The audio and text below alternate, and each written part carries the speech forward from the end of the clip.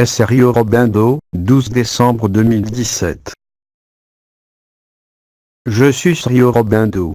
Frères et sœurs humains incarnés, que la paix, la joie et l'amour soient votre demeure. Installons-nous tout d'abord, dans le silence, et accueillons ce qui est. Silence. Dans mon intervention de ce jour, mes mots seront espacés de manière à laisser œuvrer ma présence et votre présence en l'amour, par la grâce du feu ligné.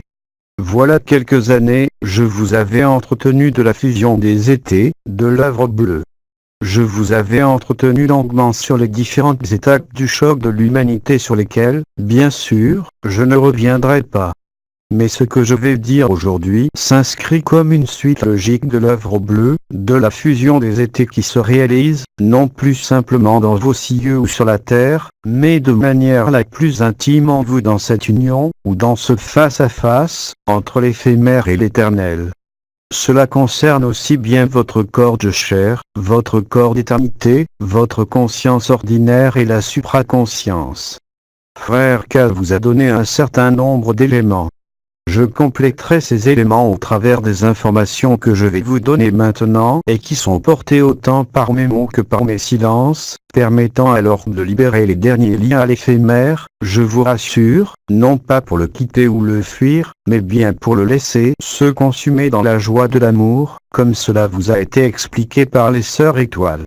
Ce qui se déroule en vous, que vous en ayez la pleine conscience ou une totale inconscience, est effectivement une œuvre alchimique visant à la transsubstantiation de vos composants de chair en une nouvelle substance beaucoup plus éthérée et inhabituelle en ce monde.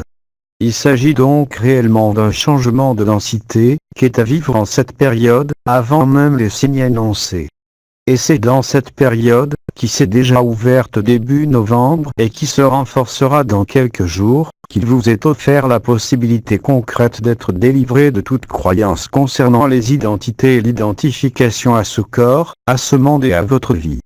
Je ne parle pas ici des attachements, je ne parle pas ici simplement des relations, mais bien de la conséquence directe du feu ligné. Au-delà de ce qui a été expliqué concernant l'extase, l'intase de la béatitude concernant ceux qui vivent les vibrations, il y a un processus individuel et collectif qui se déroule et qui, pour votre information, aurait dû se dérouler après l'appel de Marie. Mais le jeu de la libération, qui est acquise et l'ascension finale de la Terre nous oblige, vous le savez, nous aussi à nous adapter à ce que nous voyons sur Terre avec de plus en plus de clarté maintenant, parce que nous sommes comme vous le savez très proches de vous. Le feu igné, qui est relayé jusqu'à vous par le simple fait du déploiement de la lumière vécue ces dernières années sur la Terre, permet aujourd'hui, je dirais, de relâcher le lien global de l'humanité à l'illusion. Pour employer une autre terminologie, je dirais que l'âme collective humaine est en quasi-totalité retournée vers la lumière, et le ténébreux que vous observez en vous, autour de vous ou n'importe où sur le monde à quelque niveau que ce soit, est la conséquence directe des relâchements des liens de l'âme collective à ce monde. Bien sûr, comme vous l'avez vécu au niveau individuel, cela se traduit aussi au sein du collectif humain par les mêmes mécanismes de déni ou de colère, aboutissant à la fois à la révélation de ce qui était caché, mais aussi de manière très générale à la confrontation des différents modes de pensée et de vie, de religion, de société présentes sur cette terre, ainsi que je l'ai décrit, sur le plan vibral comme sur le plan concret dorénavant, sous la dictée du Christ voilà 2000 ans. Je vous ai déjà engagé, il y a quelque temps, à relire de manière littérale l'Apocalypse, car tout y est parfaitement décrit, et vous rentrez très précisément, dès le 15 décembre, dans ce qui a été nommé à l'époque la guerre de tous contre tous. Ceci n'est pas l'action directe du feu ligné, mais la conséquence logique des résistances au feu ligné, cette fois-ci, non plus à travers vos corps de manière individuelle, mais à travers l'ensemble du corps planétaire et l'ensemble de l'âme collective humaine. du fait même du relâchement des liens de la conscience ordinaire avec ce corps de chair, induite par le feu ligné, s'il y a résistance au niveau collectif, et cela est bien évidemment le cas jusqu'à l'appel de Marie, il y a nécessairement confrontation, chacun en fonction de ses croyances, revendiquant au nom d'un Dieu, au nom d'une économie, au nom d'une culture, la primauté et donc la prédation sur les autres secteurs, régions ou pays. Il existe donc une exacerbation des deux extrêmes, la paix et la guerre. Cela a été vécu en vous entre vos différentes composantes et en les différentes interactions qui étaient amenées sur l'écran de votre vie.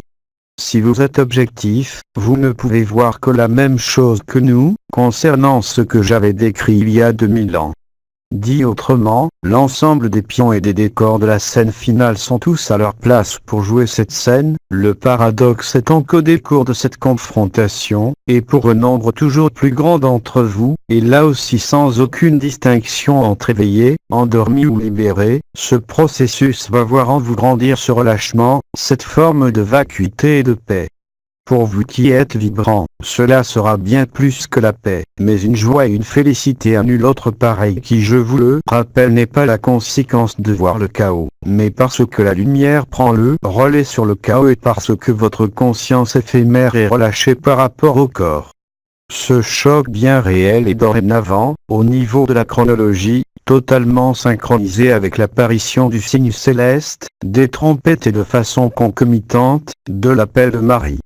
L'éventuelle souffrance de l'âme collective comme individuelle se verra appliquer le baume de l'amour et du feu ligné de façon spontanée, que vous soyez éveillé ou pas, à la condition expresse d'être attentif à ces éléments de paix ou d'irréalité, comme cela a été dit par Frère K, pour comprendre de manière exacte ce qu'il se déroule, non pas sur l'écran du monde, cela sera bien sûr visible de toutes parts, nul ne pourra l'ignorer, même dans les endroits les plus reculés, puisqu'il s'agit, je vous le rappelle, de la guerre de tous contre tous.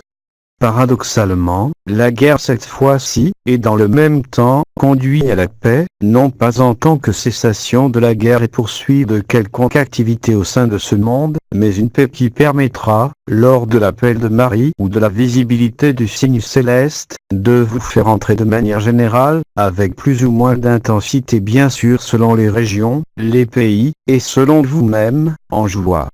Saisissez bien que cette joie n'est pas la conséquence de voir la guerre, mais de ce qu'il se déroule en parallèle, c'est-à-dire la manifestation du feu ligné.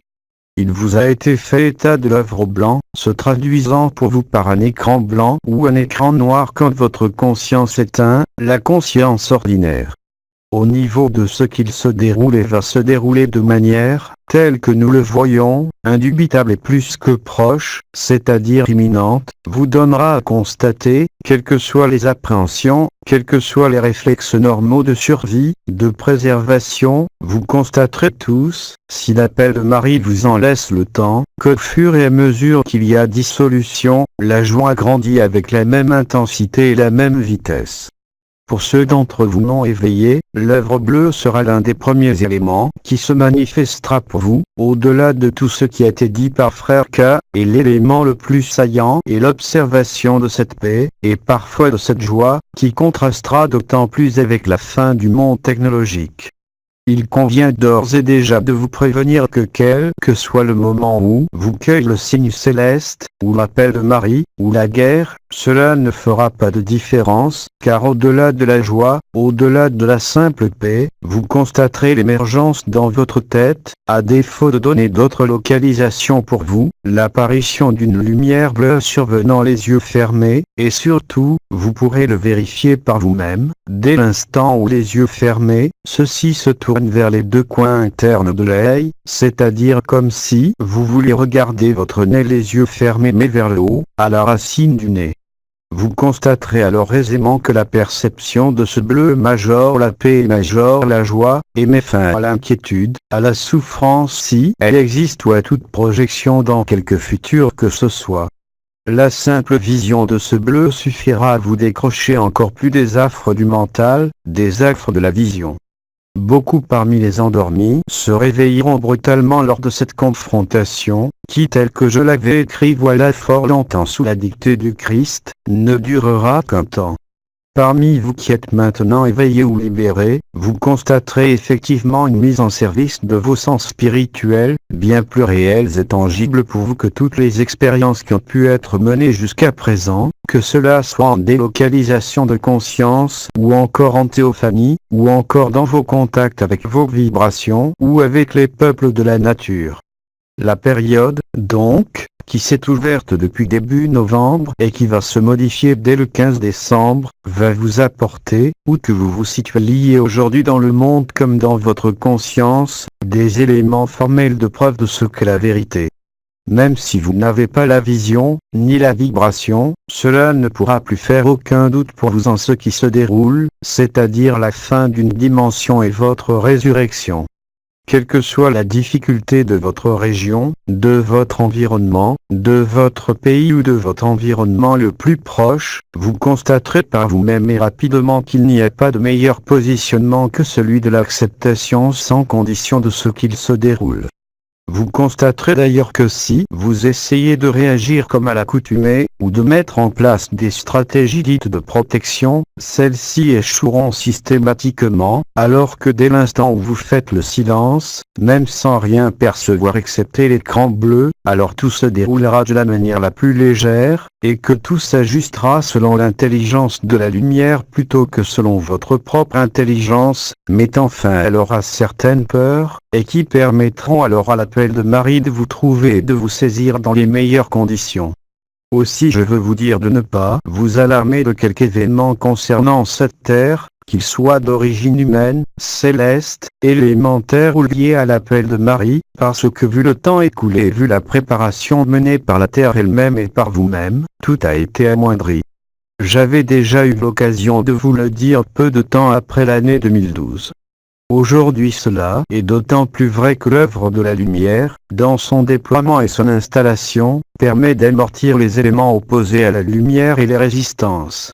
Les ultimes résistances concernent bien évidemment les croyants, de quelque nature qu'ils soient, parce que ceux-ci défendent, de manière collective au sein d'un égrégore religieux, des positions par leurs prières, par leur adhésion à des rites, à des cultes, à des rituels, l'illusion. C'est au niveau de ces religions, qu'elles soient de livres, ou révélées, ou philosophiques, que se produisent d'ores et déjà les plus grandes révélations et que se produiront les conflits les plus intenses. Je vous invite donc et nous vous invitons, nous, l'ensemble des Melchizedek, à constater la différence fondamentale qui peut exister quand vous pensez être encore tributaire d'une religion quelle qu'elle soit, et le moment où vous décidez de ne plus en être tributaire, que cela soit au niveau des pratiques, des adhésions. Mais je parle bien des religions et non pas des êtres qui en ont été à l'origine et qui pourtant n'ont jamais voulu créer de religion. Vous le savez, les religions ont constitué de partout sur la terre un cadre particulier d'enfermement, vous empêchant de vous retrouver en l'instant présent et remettant toujours à plus tard un quelconque salut. Aucune religion, aucune philosophie n'a échappé à cela durant des millénaires. Vous êtes donc invités, et surtout, et d'ailleurs je crois que cela ne concerne que ceux d'entre vous qui ne sont pas libérés, vous êtes invités à ne plus donner votre attention, votre énergie et votre âme, à tout ce qui a été nommé religieux au sein de cette terre. Où que vous tourniez aujourd'hui votre regard concernant l'ensemble des égrégores dits spirituels, vous ne pouvez que constater que l'affrontement est inévitable. Il me semble me souvenir que Frère K vous a déjà dit, et nous en parlons souvent là où nous sommes, cette phrase essentielle. Quand vous êtes adepte d'une religion, vous êtes violent parce que vous excluez tous les autres. Le principe fondamental des religions était celui-là. De cloisonner la conscience humaine, de la mener à croire à un futur quel qu'il soit plutôt qu'à vivre l'instant, à vouloir organiser et fédérer et faire adhérer les humains à des cultes de quelque nature qu'ils soient, qui ne sont que des scléroses de l'âme et qui aujourd'hui représentent l'obstacle le plus important à la liberté, pour une raison qui est fort simple, c'est que les archontes avaient prévu que les religions aboutiraient à cela, surtout en ayant donné les unes comme les autres des éléments prophétiques parfaitement réels qui viennent tout naturellement vous renforcer dans la foi en un Dieu de ces religions, qui n'est, je vous le rappelle, que le diable. Aujourd'hui plus que jamais, là où vous portez votre attention, là où vous portez votre regard, là où vous portez votre énergie, au sein de ces religions, va représenter la confrontation personnelle la plus importante qui soit. Comme disait le Christ, heureux les simples d'esprit. Il y a plus de facultés aujourd'hui au sein de celui qui se nomme athée de vivre la lumière que pour celui qui croit en un Dieu ou en une autorité extérieure ou supérieure. Je suis parfaitement conscient que l'ensemble des discours de toutes les religions vous disent exactement l'inverse pour être sauvé. Rappelez-vous que le diable inverse toujours tout. S'il vous dit blanc, c'est que c'est noir. S'il vous dit noir, c'est que c'est blanc. Ce jeu est extrêmement simple dans un monde enfermé. La tromperie est aujourd'hui dévoilée, que cela soit par vos médias, que cela soit par vous-même, mais aussi de manière de plus en plus évidente par certaines sœurs expliquant ce qui se déroule sur l'écran de ce monde. C'est-à-dire que le système de contrôle du mental humain étant tombé voilà quelques années lors de la disparition des lignes de prédation, les choses se révèlent d'elles-mêmes et vous donnant à voir, même avec vos yeux et au-delà de l'image, la programmation qui est en œuvre depuis le plan archontique, qui sont les reliquats de précipitation du système de contrôle du mental humain qui, je vous le rappelle, n'existe plus autrement que par les cultes et les habitudes. Toutefois, c'est dans cette phase finale nommée bataille de l'Armagédon que l'ensemble des exacerbations religieuses, se manifestant déjà d'ailleurs depuis quelques années en certains endroits, vont devenir collectives en tout lieu de la terre. C'est donc une invitation aujourd'hui pour chacun de vous à vous réfugier dans le bleu, même si vous ne vivez rien, et à vous désengager le plus rapidement possible de toute référence à un culte ou à une pratique envers quelque être que ce soit sur cette terre, et en particulier au niveau des religions constituées. Et cela va même plus loin puisque cela concerne aussi l'ensemble des mouvements spirituels présents sur la terre, qui vous ont tous promis un nouvel âge, qui vous ont tous promis une transformation sans changer de dimension, qui vous ont tous dit que le paradis ne dépendait que de vous et qu'il était à l'intérieur de vous, et que tout le reste se passerait normalement à l'extérieur. Vous constatez avec évidence, que vous le vouliez ou non, même si vous êtes dans le déni, que c'est exactement l'inverse qui se produit depuis l'année 2013. Au-delà des révélations, l'enfermement des cultures religieuses les place bien évidemment en confrontation logique les unes avec les autres.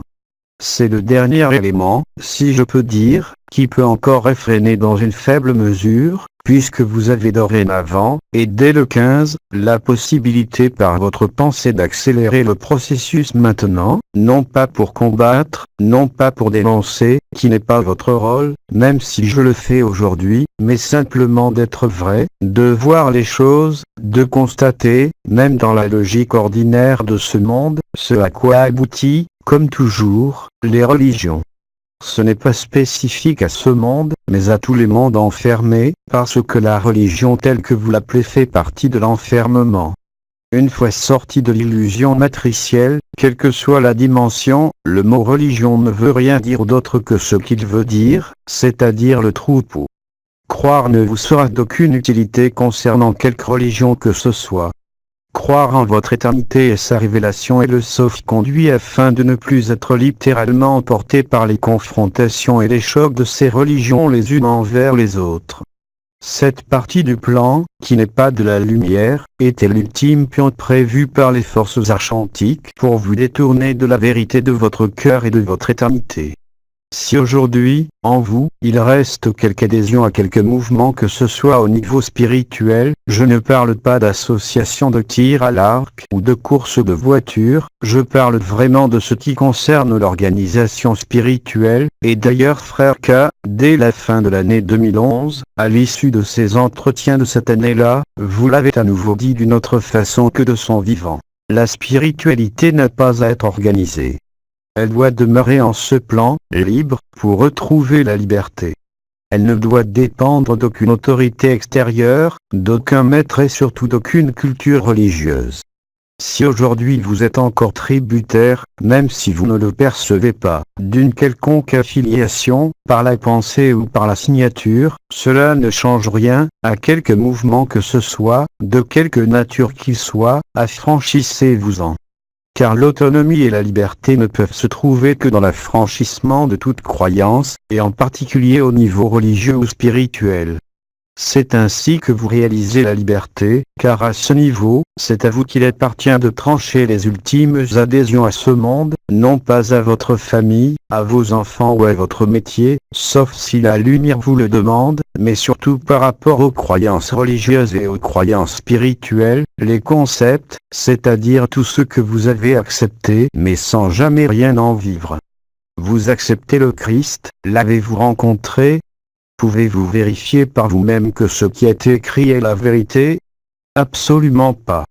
Seuls quelques grands mystiques, en Occident, ont pu voir les vies du Christ et de Marie et ont en fait d'ailleurs des livres, et pour cela ils ont dû sacrifier leur vie et demeurer au fond d'un lit, toute leur vie durant. Mais cette histoire, vous le savez, ne représente plus aucun intérêt. Je parle bien de l'histoire et non pas du personnage. Je parle bien de la religion, mais non pas de celui depuis qu'il est né. Il faut bien faire la différence. Le désengagement de tout culte, de toute croyance au niveau spirituel est fondamental, pour ceux qui ne vivent pas les vibrations comme pour ceux qui les vivent, afin de ne pas avoir à vivre ces ultimes attachements avant l'appel de Marie. Or comme la conscience et le feu ligné en partie suivent la pensée, c'est une décision que vous pouvez prendre mentalement. Elle sera suivie des faits et vous le constaterez aujourd'hui très facilement.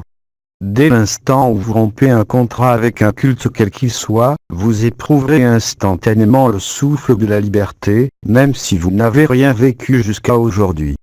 J'ai bien parlé de rompre les engagements au niveau de tout ce qui concerne la spiritualité, mais non pas les engagements professionnels ou familiaux, sauf bien sûr si dans un cas particulier l'injonction de la lumière le fait pour vous. Il est effectivement, quel que soit votre positionnement aujourd'hui, important de ne pas être affilié de manière formelle comme de manière invisible par l'attention et la conscience à quelque mouvement ou quelque religion que ce soit.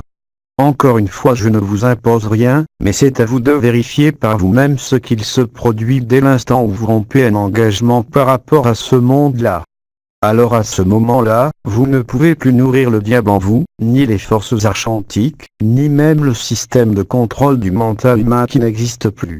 Pour ceux qui voient clair, il vous est de plus en plus aisé de constater ce que moi personnellement je nomme les simulacres et les simagrées de l'ensemble des forces archantiques par leurs représentants humains au niveau de l'ensemble d'événements, survenant, pour eux, soi-disant de façon inopinée, mais créés de toutes pièces.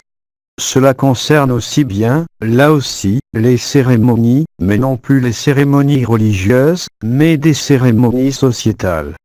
Que cela soit par des enterrements, par des guerres, par des spectacles quels qu'ils soient, tous ces éléments de plaisir ou de deuil collectif ne sont là que pour vous programmer encore plus en l'adhésion aux rites et aux règles de ce monde, ce qui littéralement aujourd'hui vous empêche de trouver la liberté.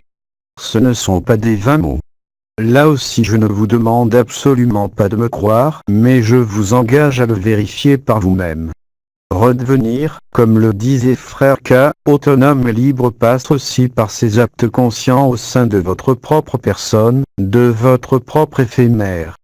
Vous constaterez alors aisément et de manière brutale et joyeuse que dès l'instant où vous rompez ces habitudes, et là au niveau spirituel et non plus vos habitudes comportementales à vous, vous observez une différence fondamentale sur votre vécu et ce au niveau du corps comme au niveau de votre conscience. En cette période, pour ceux qui ne vivent rien, il n'y a rien d'autre à faire que de bien vérifier quels sont vos engagements, que cela soit au niveau des croyances par rapport au monde spirituel, et aussi d'être un peu vigilant sur les moments, comme vous l'a expliqué Frère K, d'irréalité ou de disparition incomplète, pour la nommer ainsi. Ces deux éléments-là, s'ils sont mis en œuvre, vous donneront à constater le vent de liberté qui souffle en vous, au-delà de toute vibration et de toute énergie, parce que cela agit directement sur votre conscience.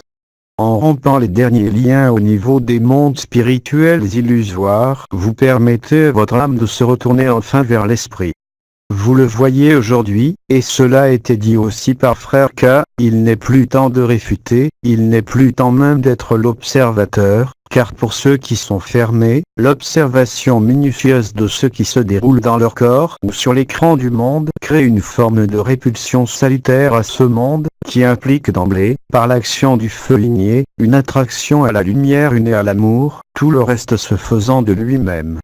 En conclusion, et comme nous vous le disons les uns et les autres, il n'existe aujourd'hui, et de manière encore plus flagrante dans quelques jours, plus d'obligations intérieures qui tiennent face à la liberté, face à l'amour, face à la vérité, et ce au-delà de toute vibration, de toute couronne comme de toute perception.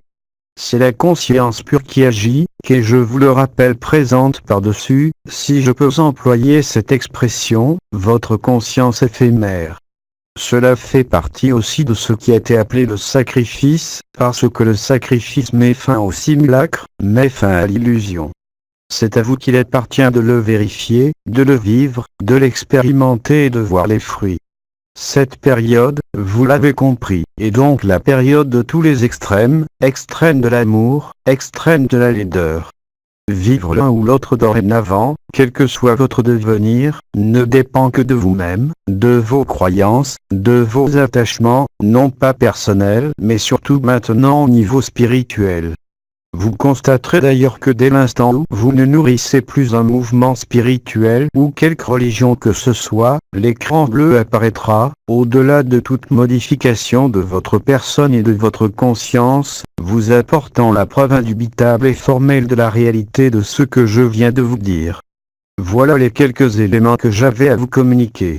S'il y a besoin d'éclaircissements concernant mes dires, supplémentaires ou des questionnements, je vous écoute. Question. Les religions ont conditionné les personnes à faire des prières à des moments réguliers. Qu'en est-il maintenant de cette programmation ? Elle est toujours encore plus efficiente maintenant qu'avant. Mais il y a prière et prière. Il y a la prière à mots, il y a la prière du cœur qui ne dépend d'aucune religion. Mais la prière inscrite au sein d'un mantra ou d'un culte est aujourd'hui l'unique vecteur d'enfermement qu'il reste. Nous parlons bien évidemment des prières religieuses, non pas de la prière spontanée du cœur. De notre côté, et pour ceux qui sentent l'énergie et les vibrations, cela va vous devenir accessible, et ce dans toutes les parties du monde. Ce que vous nommez temple, église, synagogue, mosquée, vous dévoileront les énergies altérées et inversées qui les abritent. Je ne dis pas par là que tous les temples sans aucune exception sont falsifiés, mais dès l'instant où ils sont reliés à l'égrégore religieux, je vous laisse constater par vous-même ce qu'il existe à l'intérieur de ces endroits. Je vous l'ai dit, rien de ce qui a été caché maintenant au niveau spirituel ne restera caché dans les jours qui viennent. Là aussi, faites vous-même votre propre expérience. Allez dans un temple, une mosquée, une synagogue, une église, et voyez par vous-même. Je parle bien sûr des temples, quelle que soit leur nature, où il n'y a pas bien sûr des personnages saints qui y sont présents sous forme de leurs dépouilles, parce que la présence de ces saints dans quelque tradition que ce soit et dans quelque pays que ce soit, permet une certaine authenticité. Mais dans les lieux créés par l'homme, quels qu'ils soient, vous constaterez effectivement, pour le sentir et dans certains cas les voir, qu'il n'y a pas de lieu plus habité que cela et pas nécessairement, je dirais même jamais, par des entités de lumière. Que vous l'acceptiez ou non, surtout en cette phase de conflits interreligieux, ces lieux sont chargés du simulacre et du faux qui se dévoilent aujourd'hui. Faites-en l'expérience, faites l'expérience de la différence qui peut exister dans la nature, à l'orée d'un village d'elfes et dans un temple que pourtant vous pourriez connaître et qui ne vous semblait pourtant pas si négatif que ça. Vous verrez la différence, et je précise bien, de quelque nature que soit ce temple appartenant à quelque religion ou mouvement que ce soit. Les égrégores, vous le savez, participent à l'enfermement. Ces égrégores ne peuvent plus être nourris par les lignes de prédation. Ils ne peuvent être nourris que par ce qu'il reste, c'est-à-dire les cérémonies, quelles qu'elles soient, de quelque culte que ce soit. Autrement dit, les forces archontiques résiduelles ne peuvent plus drainer l'énergie de l'humain, excepté dans ces lieux et excepté par la guerre. À vous de voir à quoi vous voulez participer et décider en votre âme et conscience. La seule lumière est en vous. Elle est authentique, elle ne passe jamais, elle n'a pas besoin de sauveur, elle n'a pas besoin de libérateur, elle n'a pas besoin de foi et d'espérance, elle a besoin uniquement d'amour. Vous remarquez d'ailleurs que les prises de position de ces religions, à tous les niveaux de la société, sont pour le moins tendues. Car comme je vous l'ai dit, les forces archantiques, et nous-mêmes d'ailleurs, avons laissé des prophéties, le problème étant, et vous le savez aujourd'hui, que toutes les prophéties se rejoignent dans toutes les religions et chez tous les prophètes, et chacun revendiquant son prophète ou sa religion, alors que tous ces prophètes disaient exactement la même chose.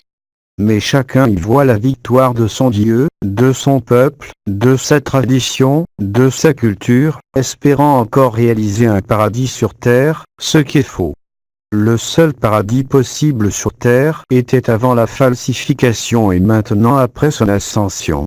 Ça veut dire d'une manière très générale, en fonction de ce que je viens de vous dire, qu'il n'y a de salut que dans le cœur et qu'il n'y a pas de salut sur l'écran du monde, ni dans aucune sécurité de quelque nature que ce soit, parce que, vous l'avez compris, l'éternité prend le relais.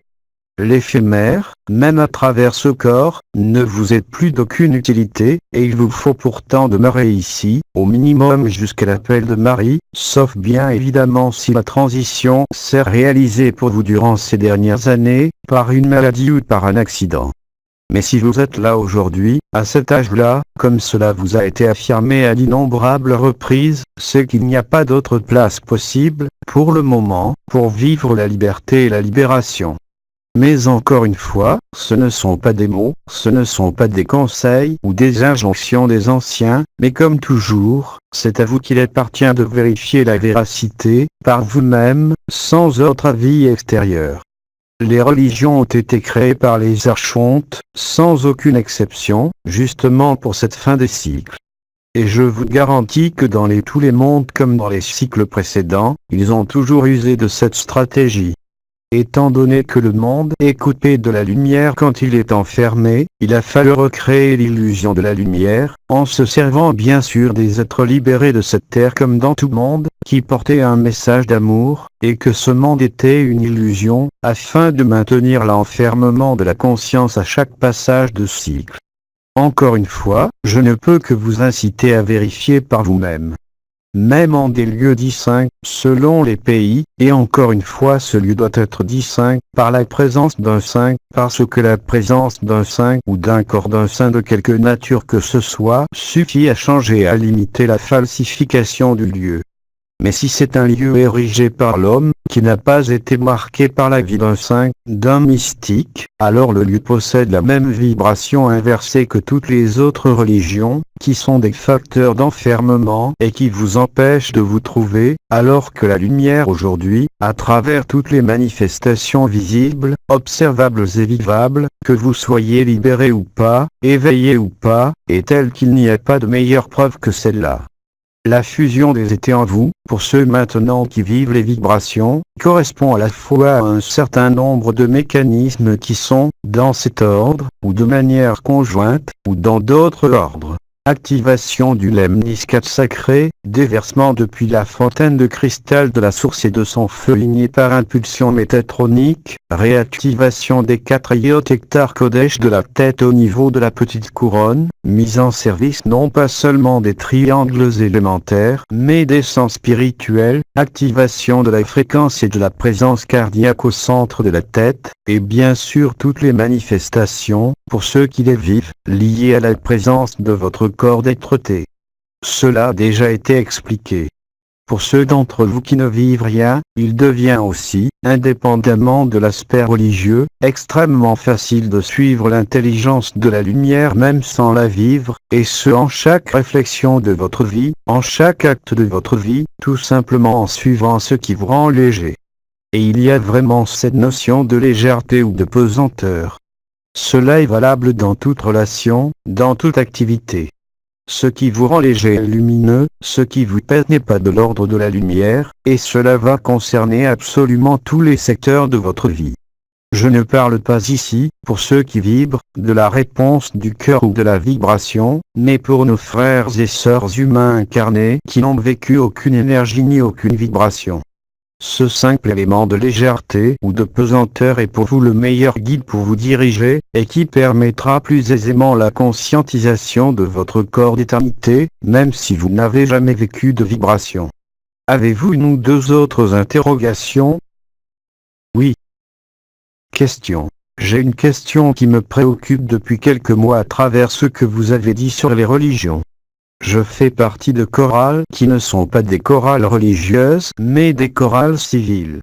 Mais il se trouve que samedi, nous avons un concert qui se passera dans une église et nous chanterons des chants populaires de Noël, ou religieux. Pour moi se pose la question de savoir si je peux participer à ce genre de spectacle, n'adhérant pas particulièrement à cette religion même si je suis baptisé. Et ça ne se passe pas dans un cadre religieux mais civil. Si cela n'est pas dans un temple, j'ai bien dit que vous pouviez continuer de participer à un club de philatélie, de voiture ou de quoi que ce soit d'autre. Le concert se passe dans une église et ce sont des chants de Noël. Oui, mais tu ne vas pas rendre de culte.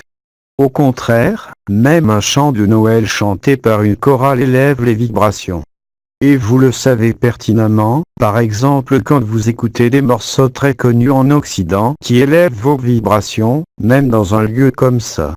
Il est quand même différent de rentrer dans un lieu de quelque religion que ce soit pour en éprouver ce qu'il se passe, pour aller y chanter, ou pour y suivre et subir un culte.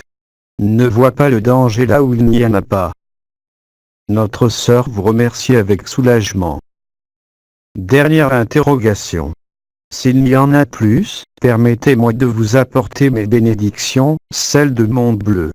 Et pour paraphraser et imiter un ami, je dirais, de mon cœur à votre cœur, et de chacun de vos cœurs à mon cœur. Silence. Je suis Rio Robindo. Je vous dis à toujours en l'éternité. Au revoir. Jean-Luc Ayoun.